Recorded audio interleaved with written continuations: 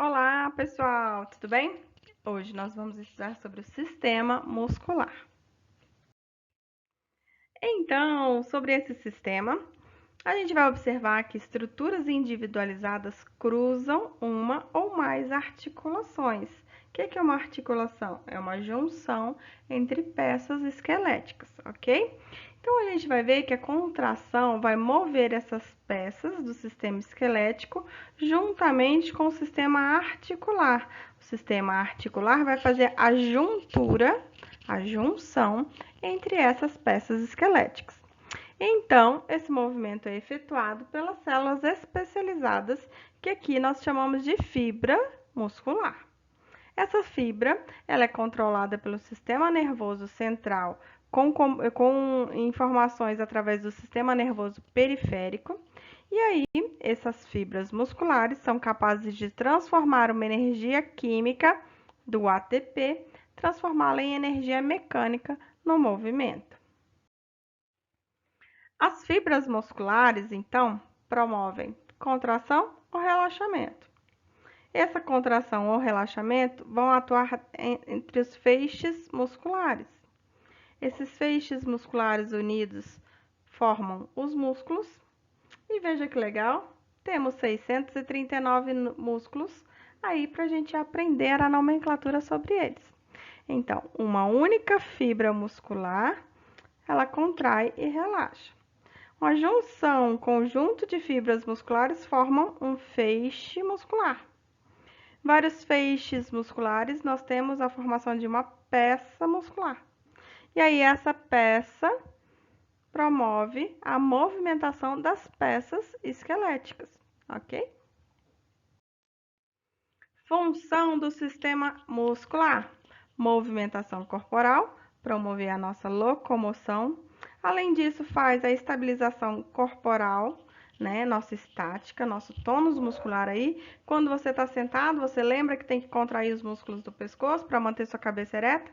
Não, isso acontece naturalmente, tá ok? Então, é a estabilização corporal. Regula o nosso volume de órgãos internos, como por exemplo a bexiga, o intestino, né? Através de fibras musculares. A gente observa aí a movimentação de substâncias internas através do peristaltismo, tanto no bombeamento sanguíneo, quanto também na movimentação de alimentos dentro do trato gastrointestinal. E, além disso, essas peças musculares produzem calor. Cerca de 85% do nosso calor corporal é promovido através da contração muscular. Propriedades desse tecido muscular, o que a gente observa? Excitabilidade elétrica, que responde aos estímulos elétricos. Condutividade do estímulo nervoso, que é um estímulo elétrico mandado para o órgão efetor, que é a peça esquelética, aliás, a peça muscular, desculpa. A contratilidade, que é a contração e o espessamento dessa fibra muscular, né? A extensibilidade, que é a extensão ou distensão, esticar essa peça, ok? E a elasticidade, a capacidade de retornar ao formato original, ou seja, ela contrai, ela estica, contrai e estica. E isso está relacionado à elasticidade dessas peças musculares. Características, nós observamos que as fibras musculares são células especializadas em contração e relaxamento. Essa fibra muscular, ela tem um formato alongado e fusiforme, tá ok? Formando o que a gente chama de fibra muscular. O músculo proporciona, então, cerca de 40 a 50% do total do nosso peso corporal, tá? O número de fibras vai estar relacionado à força muscular. Quanto mais fibras, mais força muscular eu tenho. Quanto menos fibras, menos força muscular eu tenho. E aí o ATP vai ser a nossa moeda de troca de energia química para energia mecânica. Se eu não tenho ATP, acontece o famoso rigor mortis, que é a rigidez cadavérica, ou que apresenta também no caso de tétano, tá? Então, as contrações aí ficam impedidas, já que eu não tenho acesso ao ATP. Então, observe que a mesma quantidade de massa 2 quilos de músculo e 2 quilos de gordura, existe essa diferença, porque o tecido adiposo é muito mais denso, né? Então, a densidade desse tecido ocupa muito mais espaço do que 2 quilos de músculo, tá ok? Tipos de tecido muscular. Nós temos 3 tipos de tecido: o muscular estriado esquelético, muscular estriado cardíaco e o músculo liso. Vamos observar as diferenças entre cada uma desses tipos de tecido. Então, o muscular estriado esquelético são todos aqueles músculos relacionados à movimentação do esqueleto. O estriado cardíaco nós localizamos apenas na formação do coração. Vai formar então o miocárdio, que é o músculo do coração, e o músculo liso ele vai estar relacionado aos órgãos viscerais para promover a movimentação desse material. Vamos estudar cada uma dessas peças.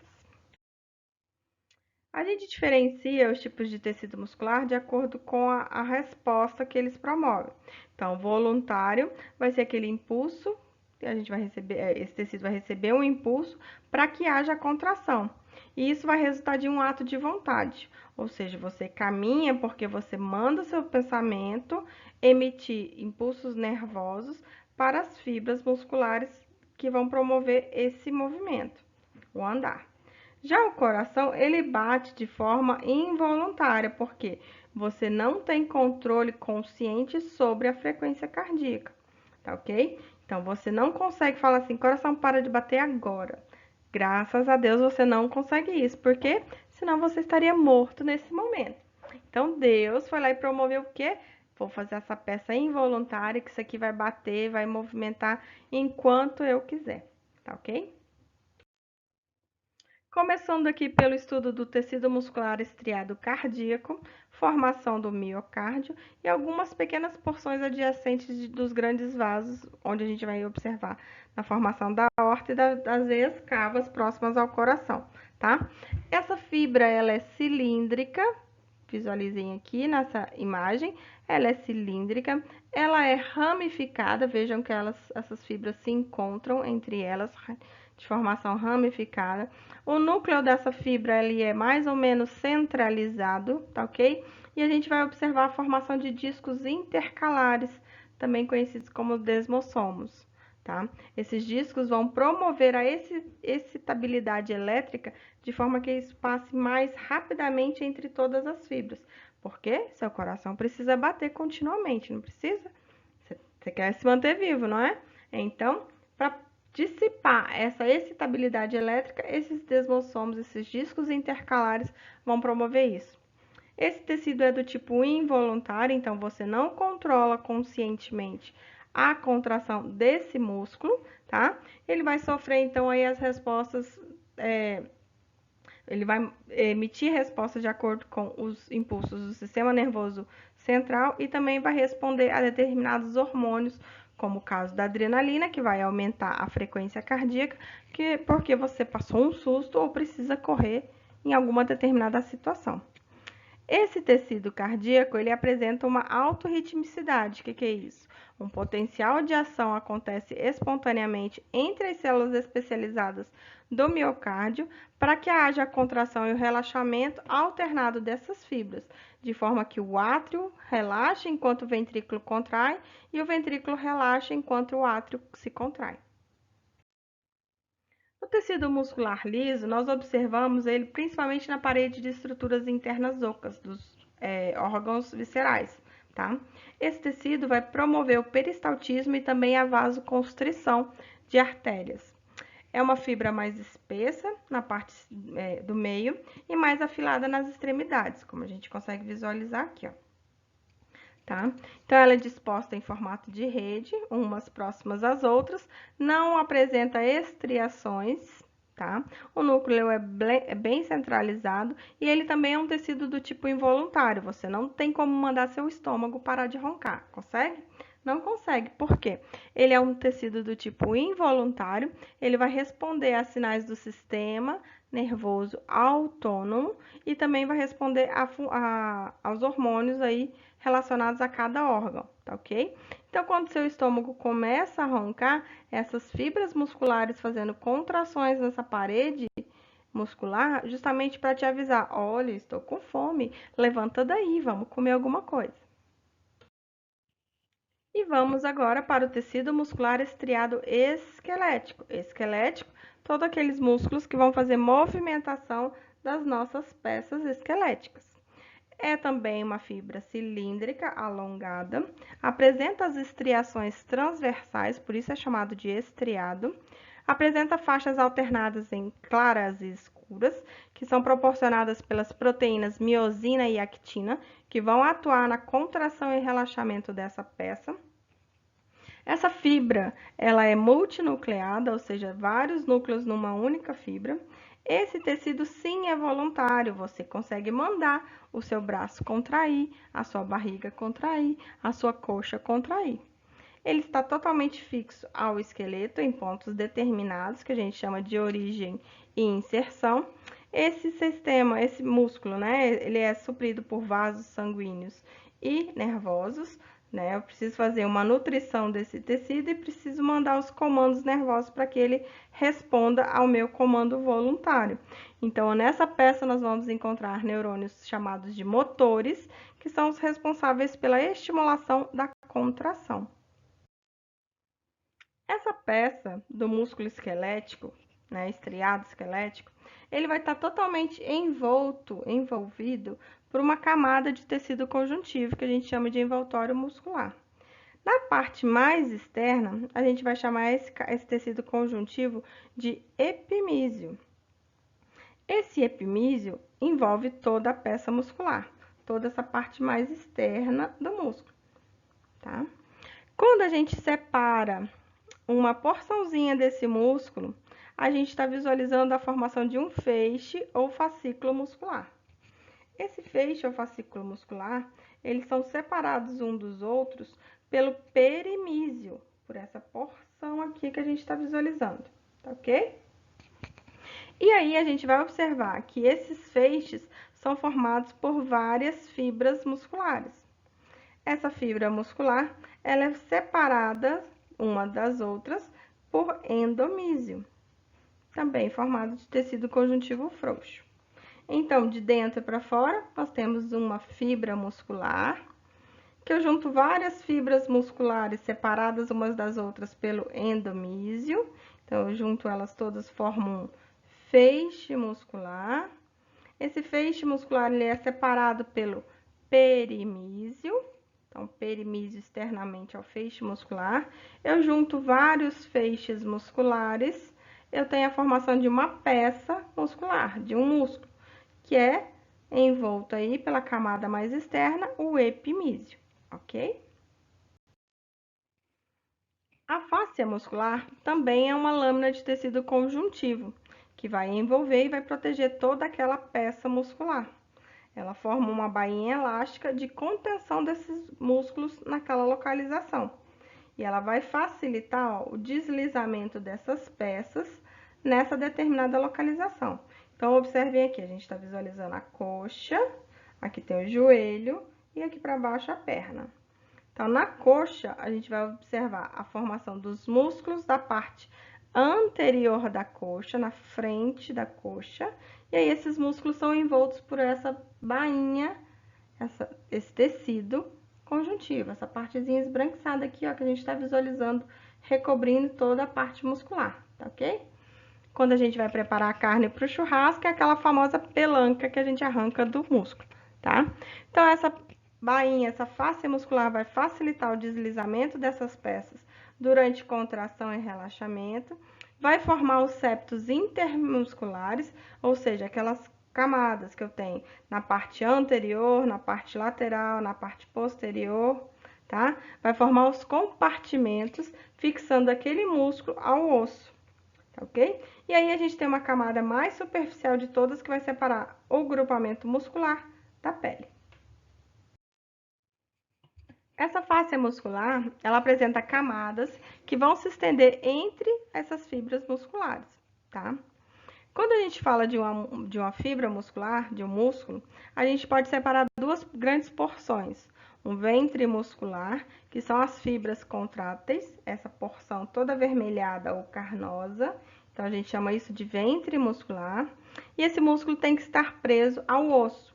Então, ele vai ficar fixado ao osso pelo tecido conjuntivo denso, modelado, formado que vai formar o tendão, tá? E apresenta fibras colágenas. Então, esse tendão vai fazer a fixação do ventre muscular ao osso, ou ao tecido subcutâneo, ou então às cápsulas das articulações, tá? Esse mesmo tendão, quando a gente visualiza ele numa forma achatada, formando uma lâmina plana ou um formato de leque, como a gente visualiza aqui, ó, na formação do couro cabeludo, a gente chama isso de aponeurose. Aponeurose é esse mesmo tecido conjuntivo denso, tá? Mas no formato plano. Então, visualizem aqui o ventre muscular do músculo bíceps do seu braço, tá? Ele é bíceps porque tem duas cabeças, bíceps. E aí, essas cabeças, essas porções carnosas, vão ser fixadas aos ossos através do tendão. Essas duas partes aqui, ok? Da mesma forma que a outra extremidade, ó, vai ser fixado por tendão. Lá formando os gominhos do tanquinho da barriga, nós também observamos a formação de uma aponeurose, tá? Que vai manter a musculatura abdominal unidas na linha alba, que é essa que divide a nossa barriga ao meio. A contração do músculo vai tracionar um dos ossos da articulação em direção ao outro. Sempre um vai estar fixo e o outro vai se movimentar. Então, a origem, a gente sempre vai identificar como origem aquele ponto fixo, mais perto do corpo, e o ponto de inserção, aquele ponto que vai se movimentar, e ele está mais distante do corpo. Então, imaginem aqui o braço. Quando a gente flexiona o antebraço, quem está mais perto? Cotovelo, né? Então, aqui é o ponto proximal. Quem está mais distante? O punho. Então, aqui é o ponto distal, tá ok? Então, essa contração sempre vai em direção à origem. Ó, você vai contrair aqui, vai aproximar essa peça do antebraço aqui, nessa contração. Então, aqui é a origem, aqui é a inserção. Aqui é a origem, aqui é a inserção, para os músculos aqui do antebraço, tá, gente? Na classificação desse sistema muscular, a primeira forma é em relação à topografia, se são músculos do esqueleto apendicular ou se são músculos do esqueleto axial. Então, quanto à situação, se eles estão mais superficiais ou se eles estão mais profundos. Aqui nessa imagem, a gente está visualizando os músculos do esqueleto apendicular, que estão relacionados aí com o esqueleto axial também. Então, aqui é o peitoral maior, o deltoide, esse músculo deltoide é onde você vai aplicar injeções.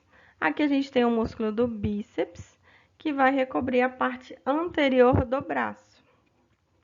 Nesse aqui, a gente está visualizando os músculos do dorso, das costas, tá? E aí, veja que a gente tem camadas superficiais. Eu removo essa camada superficial para conseguir visualizar as camadas mais profundas. E removo elas para ver cada vez mais profundos, tá ok? Na classificação quanto à disposição dessas fibras, ao jeito que elas estão organizadas, se essas fibras estão paralelas, organizadas de forma paralela, a gente chama esses músculos de longos, né? Onde a gente vai predominar o comprimento. Por exemplo, o músculo bonito aqui do pescoço, aquele que te dá o torcicolo. Quando você tem torcicolo, você não consegue contrair o esternocleidomastoide. Porque ele começa aqui, ó, no externo, passa na clavícula, cleido, e vai até o processo mastoideo do osso temporal. Então, por isso que chama externo, cleido, mastoide. É um ótimo nome para você colocar no seu cachorro, não acha? Venha cá, esternocleidomastoide. Anda logo! Bom, Se as fibras apresentam uma organização do tipo fusiforme, elas têm a convergência em direção aos dois tendões, as duas extremidades. É um exemplo típico o músculo bíceps braquial. Vejam aqui ó, a projeção dessas fibras fusiformes em direção aos tendões das duas cabeças do bíceps e da projeção aqui de inserção do bíceps no osso rádio. Quanto à disposição dessas fibras ainda, se eu vejo fibras paralelas, mas de um formato mais alargado, a gente vai ver que o comprimento e a largura estão praticamente equivalentes. É o caso do glúteo máximo. O glúteo máximo tem essa formação de fibras paralelas. Já em formato de leque, é onde a gente vai observar uma convergência para um único tendão. Então, numa porção vai estar alargada e na outra porção vai estar convergida. Formação aqui do grande músculo peitoral maior, tá ok? Então, peitoral maior origina-se na parte do osso externo e também na clavícula e faz sua inserção aqui no húmero, osso do braço.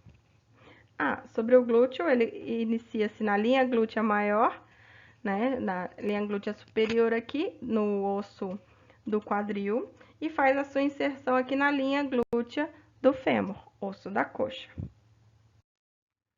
Quanto à disposição das fibras ainda, se a gente observa que essas fibras são oblíquas, estão num único sentido em relação ao tendão, aqui ó, a fibra, ao tecido conjuntivo que vai formar o tendão, a gente chama ele de unipenado ou semipeniforme, como por exemplo o músculo extensor longo dos dedos do pé. Então veja aqui ó, que ele só tem um lado de porção carnosa e do outro lado a gente vai visualizar como se fosse uma pena. É a projeção aqui do tecido conjuntivo denso modelado que vai dar origem à formação do tendão, tá? Então aqui a gente visualiza a formação dessas fibras para formação do músculo extensor longo dos dedos. Se essas fibras são oblíquas, mas estão dos dois lados da projeção de tecido conjuntivo que dá origem à formação do tendão, a gente chama ele de penado, bipenado ou peniforme, tá? Então, as duas bordas do tendão vão apresentar essas projeções fibrosas, né, de fibras musculares, tá ok? Então, aqui a gente visualiza o músculo reto da coxa. O reto da coxa é um dos músculos que formam o quadríceps femoral. Multipenado ou multipeniforme é aquele que tem várias projeções em vários sentidos aqui de fibra muscular, tá? Eles estão todos ao redor do tendão que vai fazer a inserção desse músculo, como é o caso aqui do músculo deltoide, aquele músculo onde a gente aplica vacinas ou injeções intramusculares no braço. Se essas fibras apresentam uma formação circular, a gente vai ver um músculo do tipo orbicular. Ele é arredondado, tá ok? Então, nós temos aí o músculo orbicular do olho e orbicular da boca. São os que permitem a gente fazer essa projeção arredondada. Além disso, a gente vai observar essa mesma fibra circular formando aí os esfíncteres, tá? Esfíncteres, por exemplo, esfíncter anal, esfíncter pilórico dentro do estômago e outros demais esfíncteres que possuem o nosso corpo. Quanto à origem, se eu tenho duas cabeças, eu chamo de bíceps, 3 cabeças tríceps, 4 cabeças quadríceps. Então, uma única forma, né, o fusiforme com uma única cabeça, é o nome daquele bíceps relacionado àquela peça. Se tem duas cabeças, a gente chama de bíceps, 3 cabeças a gente chama de tríceps, tem 4 cabeças, 4 porções, quadríceps, tá ok? O bíceps nós temos no braço e na coxa, o tríceps nós temos no braço e na formação da perna, que é o tríceps sural, e o quadríceps, a gente só encontra quadríceps na formação da coxa, são os músculos anteriores da coxa. Quanto à inserção do caudado, tem apenas uma projeção de inserção, bicaudado quando tem duas projeções de inserção e policaudado quando tem várias projeções para fazer a sua inserção. Tá ok? Então, aqui ó, a gente tem o policaudado, que é o extensor dos dedos, e aqui também o extensor dos dedos. Quanto às questões do ventre muscular, aquela projeção carnosa, se tem dois ventres, nós chamamos de digástrico. Então, nós temos um músculo digástrico na formação aí do assoalho da boca. E poligástrico quando tem mais de dois ventres. Então, um exemplo típico é o reto abdominal. É o que vai fazer os gominhos do seu tanquinho. Será que você tem quantos gominhos? 3 ou 4? Avalie aí. Em geral, a população forma 3 gominhos. 1, 2, 3. Alguns formam 4 gominhos. Esses gominhos são separados por essa aponeurose aqui, que é chamada de intersecção tendínea. E aí, esse músculo super desenvolvido, a projeção aqui da intersecção tendínea, fica marcada formando os gominhos do tanquinho. Quanto à ação, a gente vai classificá-los como flexores ou extensores, se ele flexiona uma peça ou se ele estende uma peça. Diminui o ângulo da articulação, aumenta o ângulo da articulação. Quanto a adutores ou abdutores, adutor é aquele que fecha, né, traz para perto uma peça. Então, aqui, ó, músculos adutores que fecham as coxas. E abdutores, lembra de abrir? Abdutor, abre os braços, abre as coxas, tá ok? Então, aqui a gente tem os adutores e para fazer a abdução da coxa, a gente utiliza os glúteos. Pronadores e supinadores em relação à posição da mão, para você lembrar, pronador é aquele que faz você pegar o pão, pronador. Supinador é aquele músculo que faz você subir a sopa. Pronação, pegar o pão. Supinação, subir a sopa. Quanto ao tamanho, a gente ainda pode dar nomenclatura a esses músculos, né? Em relação ao tamanho, peitoral maior, peitoral menor. Quanto ao formato de um trapézio. Quanto à localização entre as costelas intercostais. Relacionada à origem e inserção, externo, cleidomastoideo, quando eu mostrei para vocês. Relacionada à ação, ele é flexor da região do carpo e dos dedos. Quanto à ação e a forma, ele faz pronação e tem um formato redondo, tá? Então, esses são os nomes de músculos conforme as suas características para nomenclatura anatômica. Aqui para a gente revisar, então, quanto à questão das origens, né, os tendões, quantos tendões, a relação às formas, tá? A questão aí de quantos ventres tem esse músculo e a formação aqui das aponeuroses, tá ok? Então, lembrando aí que esse sistema muscular vai formar os grupos musculares. Então, nós temos os músculos que vão estar localizados na cabeça, no pescoço, no tórax, na parte dorsal, que é as costas, na parte do abdômen, a parte do períneo, tá? A parte pélvica, além da formação dos membros superiores e também dos membros inferiores.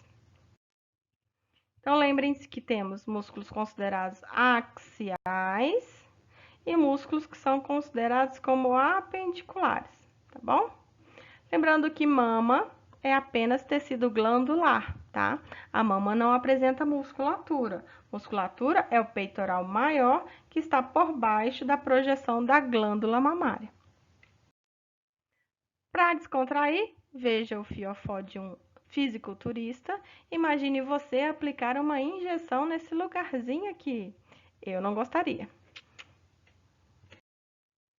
Essas são as referências utilizadas para construir essa aula, lembrando que foi mais baseado principalmente nos princípios de anatomia humana do Tortora. Grande abraço, até a próxima, tchau, tchau!